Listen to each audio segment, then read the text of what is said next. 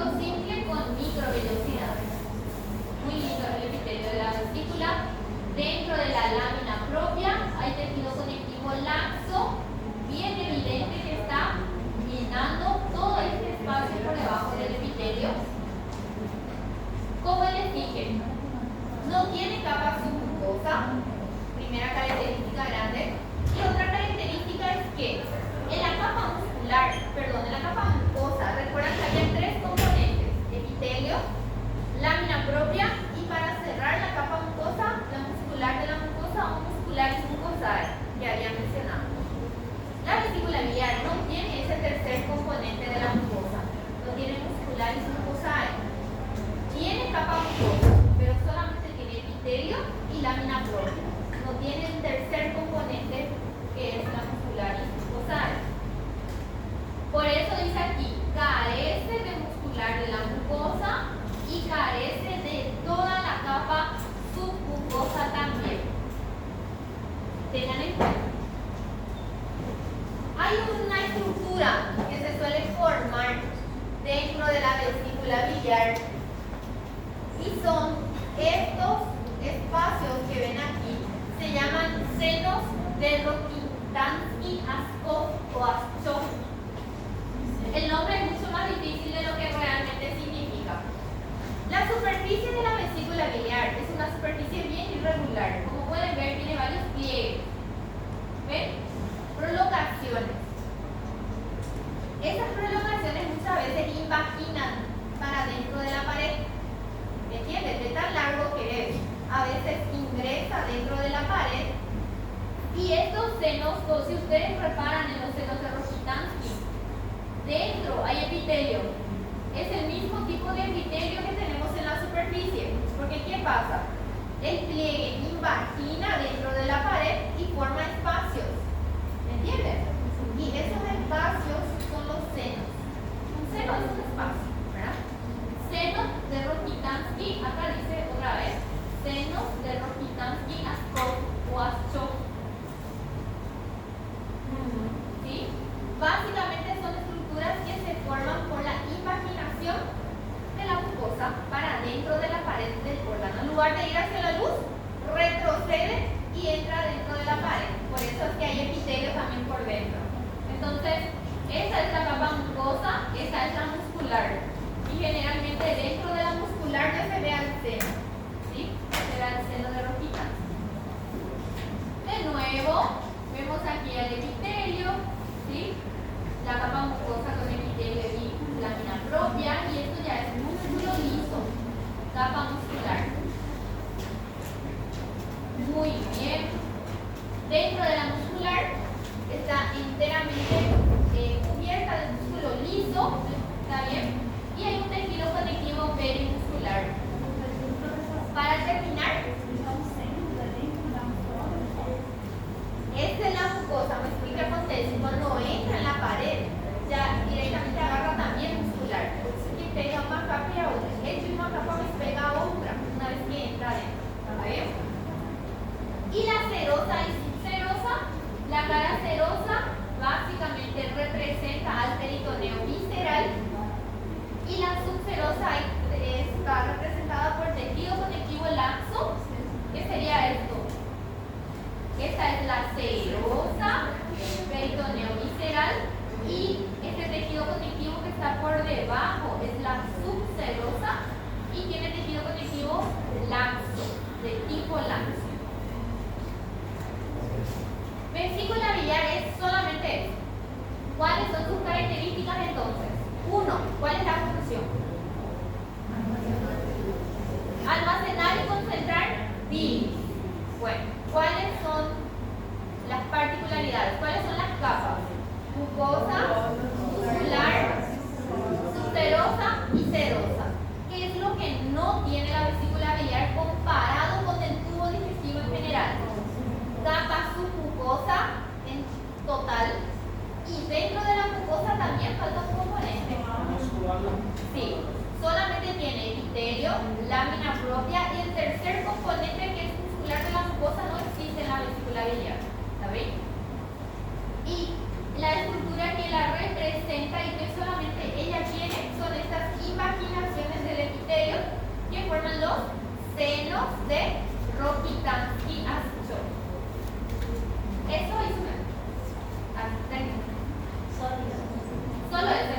Vesícula bien rápido. Páncreas, para terminar entonces. Cuando hablamos del páncreas, hablamos de un órgano vital para nuestra supervivencia. Es imposible vivir sin páncreas. Es posible vivir sin vesículas, es imposible vivir sin páncreas. Es una glándula que tiene dos componentes. ¿Sí? Es mixta. Tiene un componente o una parte que produce hormonas, ese sería el componente endocrino del páncreas, y también es capaz de producir enzimas, que sería el componente exócrino. Entonces tiene doble función el páncreas.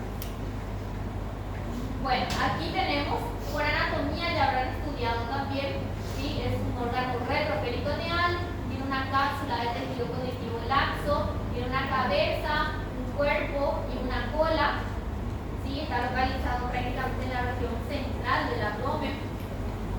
Pesa aproximadamente 100 gramos, como les dije, es una glándula mixta, ¿sí? La parte exócrina es la región que produce el cubo pancreático. Ese cubo pancreático es abandonado, ¿sí? Por un conducto principal que también desemboca en la segunda porción del duodeno. Está el conducto del conducto biliar y está el conducto pancreático, y juntos desembocan en la segunda porción del duodeno. ¿Y qué hace ese cubo pancreático? Ayuda a degradar componentes del alimento también, proteínas generalmente. El líquido que viene de la bilis, en todo caso, ayuda a degradar grasas. Y el cubo pancreático ayuda a degradar más proteínas. ¿Está bien? Juntos degradan los componentes del alimento. Bueno, y la parte endocrina, el 1% restante, es muy poco comparando a toda la parte exócrina, está compuesto por los islotes de Langerhans, que vamos a conocer. Estos islotes de Langerhans tienen células que producen distintos tipos de hormonas. Bueno, aquí, primero vamos a hablar del páncreas exócrino. El páncreas sería todo esto, ¿sí? El páncreas tiene una cápsula de tejido conectivo. Ese tejido conectivo va invaginando para adentro del órgano, que serían todas estas divisiones, y va formando estas estructuras conocidas como cada subdivisión, se conoce como lobulillo pancreático, que sería esto. Dentro de un lobulillo hepático vamos a tener estas estructuras micro, que son los acinos pancreáticos. ¿Y de qué está formado un acino? Lo que ven aquí, células. Un conjunto de células forma un acino. ¿Está bien? Esto es un lobulillo. Si aumentamos el lobulillo vemos muchos de acinos. Y estas células que forman los acinos son las que producen las enzimas pancreáticas. Professor, esse foi utilizado para depois que aquelas idiotas pancreáticas ou é outra coisa? No escuché bien, discúlpame. Idiotas pancreáticas. ¿Es la misma coisa? No. Esta es la parte exócrina. Esta es la producción de enzimas pancreáticas mediante los acinos. Mira, ahora sí. Este es un lobulillo. Toda esta parte más basófila corresponde a los acinos. Esta parte pálida es el islote pancreático. Esta parte pálida es el islote y representa la parte endocrina, que les voy a mostrar después. Primero les estoy mostrando la parte exócrina. La parte exócrina está representada por los acinos pancreáticos y la producción va a ser de enzimas. Estas enzimas van a abandonar al páncreas por medio del conducto principal. ¿Cómo se llama el conducto principal del páncreas?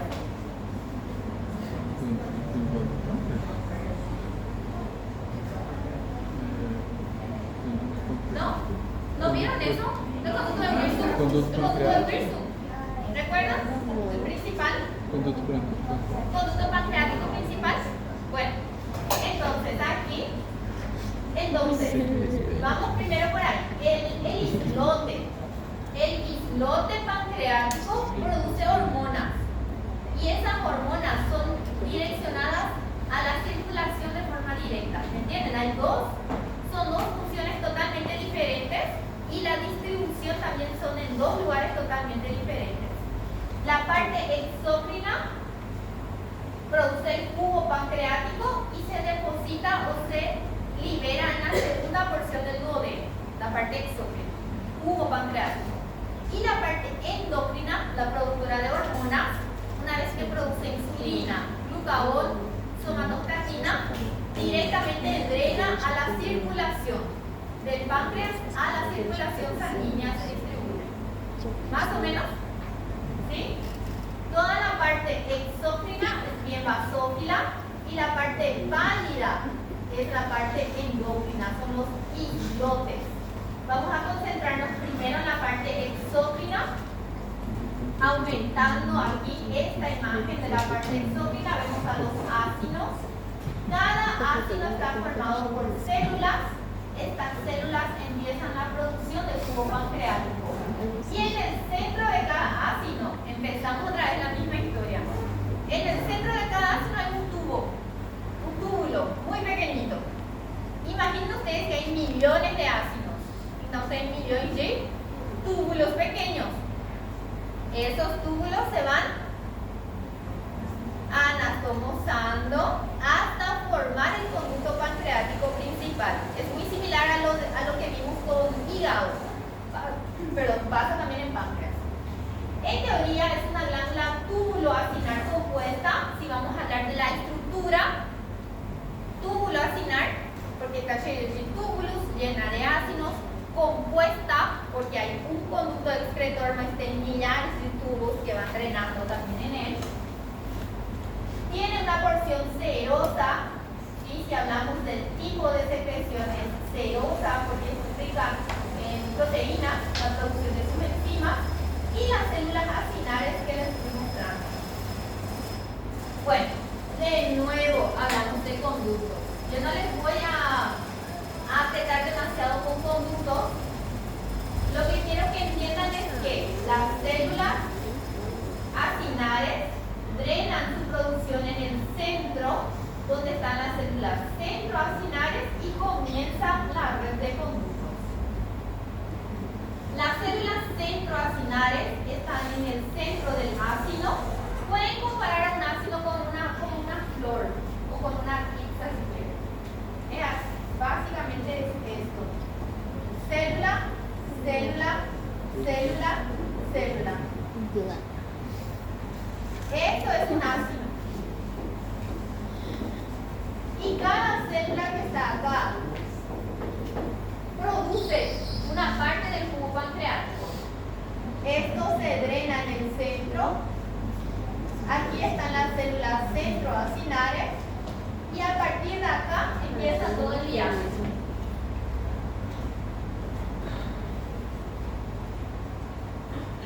Ahí hablamos entonces de células centroacinares que están en el centro del ácido. De ahí pasamos a los conductos intercalares, ¿sí? Que son los más pequeñitos visibles. Conductos intralobulillares dentro del lobulillo. Conductos interlobulillares que van a estar aquí. Miren un poco. Aquí adentro tenemos los ácidos. Dentro tenemos las células centroacinares. De las células centroacinares pasamos a los conductos intralobulillares. Los conductos que ya vamos a ver dentro de este tejido conectivo se llama conducto interlobulilar. ¿Entienden? Es solamente por la localización porque va abandonando al órgano. Interlobulilar. Este, por ejemplo, es un conducto bien grande, probablemente es el principal. Estos interlobulillares van drenando otra vez entre ellos, ¿sí? Y van a formar el conducto pancreático mayor, que es el conducto de Wirsum, que ya habíamos mencionado. Y se acuerdan que hay un accesorio que es el de Santorini, ¿sí? Desembocando entonces en la ampolla de Vater, segunda porción del duodeno. Ahora, Para histología, ¿qué estamos viendo aquí? Este es un ácido, ¿sí? Células acinares, ¿sí? Llenas de enzimas. ¿Está bien? Aquí está el centro, esta es una célula centroacinar, pero directamente relacionan que aquí empieza un conducto, cae una luz muy pequeña y en esa luz va drenando toda la producción del ácido. Cada ácido trabaja de la misma manera y eso se va drenando. Ahí justamente está marcado las células centroacinares. Este es un ácido. Este es un ácido. Aquí está la célula centroacinar. Aquí se drena el producto y ya se va llevando. Esto es un conductito. ¿Sí? Se va drenando. Esto drena a este ácido. Cada ácido tiene su drenaje. Acá hay otro conducto. Bueno, los conductos varían de acuerdo al tamaño. Este, por ejemplo, es un conducto intralobulillar porque está dentro de un lobulillo. Y este es un conducto interlobulillar porque ya está entre dos lóbulos. Está dentro del tejido conectivo que divide a los lóbulos. Esto van a ver en la práctica. Es pura práctica. Ahora, ¿ya escucharon el término pancreatitis? Este cubo pancreático es básicamente como el ácido en el estómago, ¿sí? Esas enzimas están dentro del páncreas inactivas. Una vez que se activan, esas enzimas empiezan a degradar todo lo que encuentran. Estando dentro del páncreas no están activas, pero si hay algún tipo de inconveniente, hay algún tipo de inflamación del páncreas o se tapona el conducto, esas enzimas se activan dentro del órgano. Entonces comienzan a inflamar y lesionar al propio órgano. De ahí viene la pancreatitis. ¿Está bien? Esa sería la parte exócrina. Vamos por la parte endocrina. Lo que yo les mostré a ustedes al inicio, esto, les dije que la parte pálida eran los islotes de Langerhans. Ahora vamos a ver una imagen del islote, una imagen aumentada.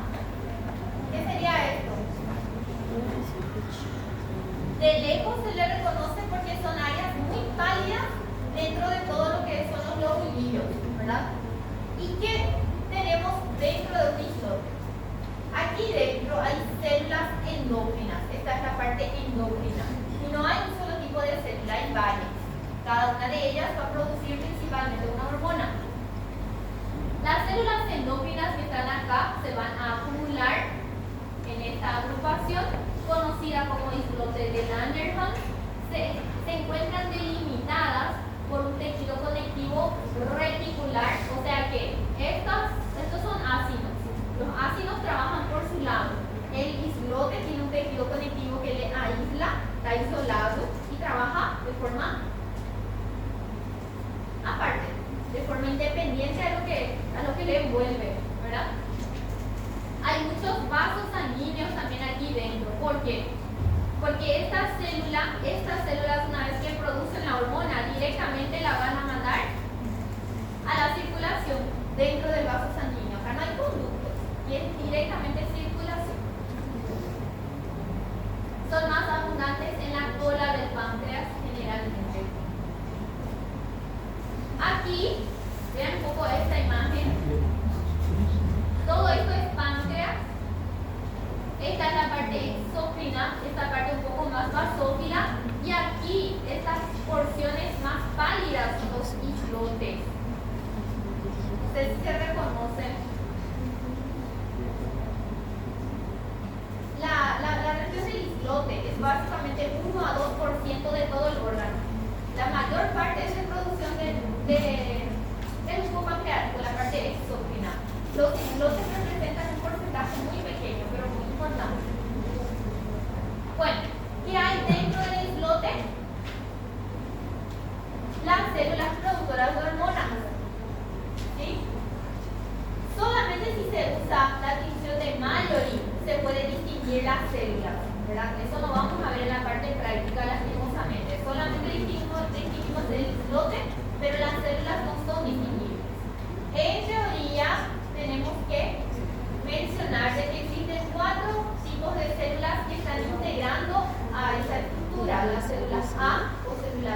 alfa, células B o células beta, células D o delta y la célula F.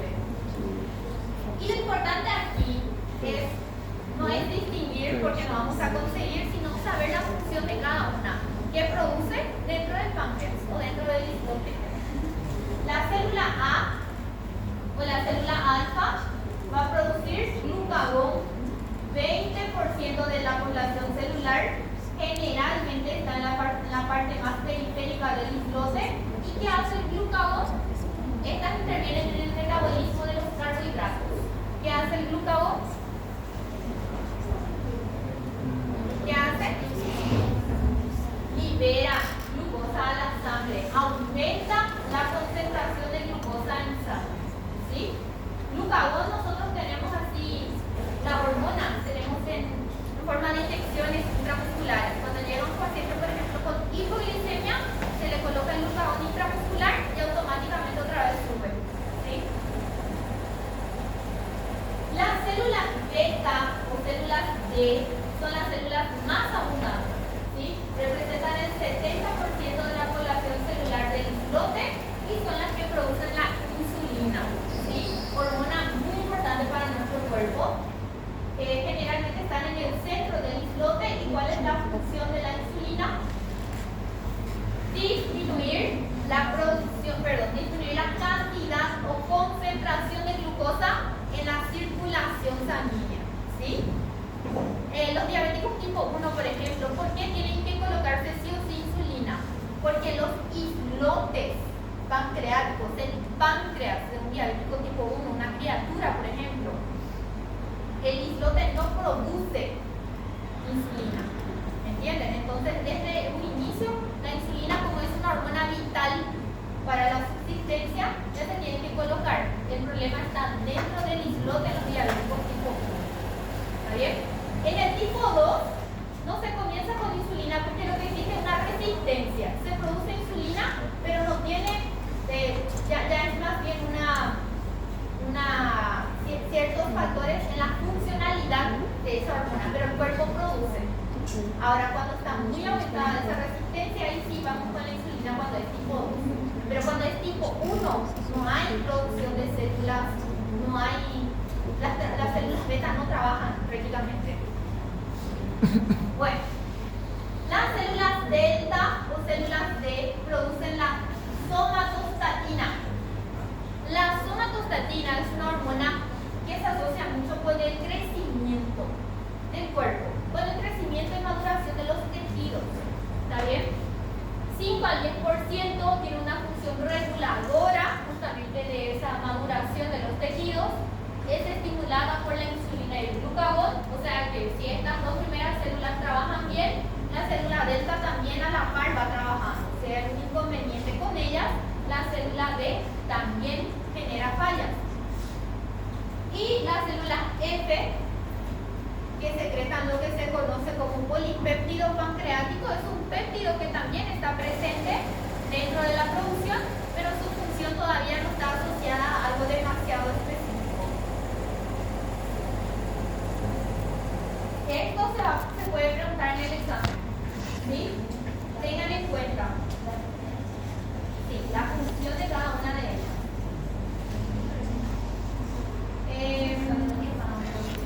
Páncreas. Páncreas es así muy puntual. Es saber, es reconocer que es una glándula mixta. La parte exócrina, ¿qué produce? Exócrina, ¿qué produce? La parte exócrina primero, ¿dónde termina? ¿Dónde se libera su producción exócrina? A través de un conjunto de conductos, drena en la segunda porción del duodeno. ¿Cuál es la producción? ¿Qué es lo que se libera? Jugo pancreático, que es un conjunto de enzimas que en contacto, ¿sí?, con el quimo degradan proteínas. Y la parte endocrina, ¿qué produce? Hormonas, diferentes tipos de hormonas, insulina,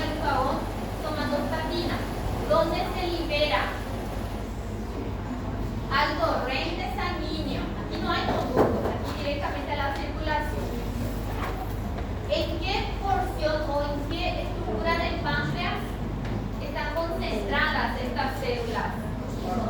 En los islotes del Langerhans, ¿sí? Que representan a la parte indominal